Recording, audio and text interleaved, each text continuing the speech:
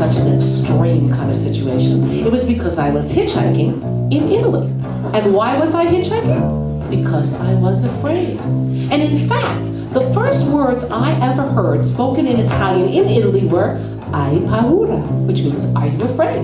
I was so excited. I was actually hearing Italian spoken by Italians in Italy. Oh, this was so exciting. So I woke up my traveling companion, Frida. We had been on a train for like, I don't know, 25 hours or something. And then we were finally in Italy. We were on our way to Venice. And I said, Frida, wake up. Everybody's speaking Italian. And she said, yes, so what are they saying? They're saying, "Are you afraid?" She said, "No, it's Italy. Of course they're speaking Italian. But so why is everybody afraid?" "Oh, I don't know, Frida, but I'm going to listen to her." So I'm listening, and I'm not afraid. They can't scare me. Why don't let me scared of something like, well, I'm a little bit afraid. Well, but I have to go to work.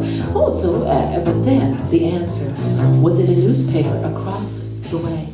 The Corriere della Sera is a very sedate newspaper, at least when I was young. And it uses like the Wall Street Journal. No pictures, huge picture. Disaster in Bologna, 60 dead, 168 wounded, and this enormous crash of a huge commuter train. Oh, whoa. Frida and I had Euro passes in our pockets. We had planned to travel all through Italy with Euro passes because, I mean, my God, nobody in their right mind, a young woman would not hitchhike all through Italy. That's stupid. But you know, when you're 20, you have this, good ideas. You're like, I have a good idea. Instead of getting blown up into viscera confetti, why don't we hitchhike? So we decided to hitchhike. We thought it was the obviously better choice. So we were hitchhiking, and we're hitchhiking out of Venice, down through Ravenna in a cement truck, and then another truck, and this and that. And then we're trying to get into Perugia because there's a youth hostel. We had a very, very limited budget for this trip. In fact, we didn't really have enough money to take this trip. That's another story. In any case, we were very limited budget. We had to stay at youth hostels. So we stuck out our thumbs, and we had the sign that said Perugia, and this Citroen sedan slows to a stop, backs up a little bit, and there are these two guys, Gigi and Oscar. Well, now Gigi was very dark and voluble, and he kind of short and very muscular, and he had his shirt was all the way down to here with quantities of chest hair and gold chains and things, and then Oscar was his friend, and they were really opposites, attracting, because Oscar was very chilly and refined and had white hair and the equine, image of a Roman senator, and it's clear by his hands he had never lifted anything heavier than a wine glass and maybe a telephone receiver in his life. Anyway, they say, why are you going to Perugia? We start talking, and I said, well, we're going to Perugia because it has a youth hostel. Oh, what a shame. The youth hostel is closed. I'm so sorry that you won't be able to go to the youth hostel in Perugia, they say, as the exit from Perugia goes flying by. So I'm looking at the maps and saying, well, where are you going then? Spoleto, okay. And I'm looking at the maps, and Frida says, Norah, should we trust these guys? And I'm exasperated. Oh, come on, Frida, look at these guys. They're so old. They're practically a combined age, could almost be like 90 or something. Look how old, come on, they're like grandfathers.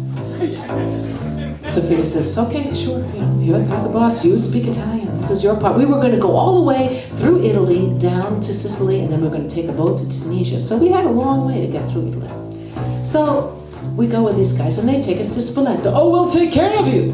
Don't worry, we're going to take care of you. We'll show you a hotel that is not expensive. Spoleto is our hometown. We'll be very happy to show you around. They go, all right, well, whatever. Just get rid of these guys and go have some dinner. They said, no, we'll show you around. No problem. We'd be very happy to. And we think, oh, all right. So maybe they could show us where we can get some food that's not too expensive. So we put our things in the hotel, and there they are in the car. And they go, why are we getting in the car? Well, we'll show you. And shoo, we go flying out of Spoleto. Well, where are we going? We're on these autostradas. It's dark. We're going far. Where are we going? Oh, we're going to a very special hotel. This is the best restaurant. So what about Spoleto? Oh, we'll see it later, no problem. So we go, like 30, 40 kilometers out of Spoleto to this little hotel in the middle of nowhere. And it's completely empty. In fact, we haven't seen a single car since we left Spoleto. And we go in there, and there's a maitre d', and he's also the waiter, and he looks at us, and oh my God, his intense disrespect for us could have been cut with the salami for antipasto. He looked at us and said, oh, what patane, with these old guys, what are they doing here? And it was just awful, this meal. Unbelievably, unspeakably awful, because Oscar and Gigi had me translate all of their inane banter for Frida, who was not talking to me at this point. And we were just drinking water and picking at our food. Well, these guys were drinking great quantities of wine. Well, the meal finally ended. Oh my God, it finally ended. And then we went out to the car and they had a flat tire. Like I said, you can't make this shit up. They had a flat tire. And then the two of them, as loaded as they were, start changing the tire, and they're singing up from the changing the tire. We're sitting on the veranda like this, and these two fellows stroll up to us and they say, well, what are you doing here? And I said, well, what are you doing here? You sound like you're English. They said, well, yeah, we are. We're English engineers, actually. Which was very surprised to see that you're here. I said, well, what's so surprising about that? Well, they said, because actually there's a curfew, don't you know? Because the fascists have started to blow up the bridges as well. And no one is really out and about tonight. Oh, great. So here we are with these geriatric Romeos who are absolutely drunk out of their minds. Well, at least, I mean, it took them a really long time to change the tire, which probably helped them sober up a little bit.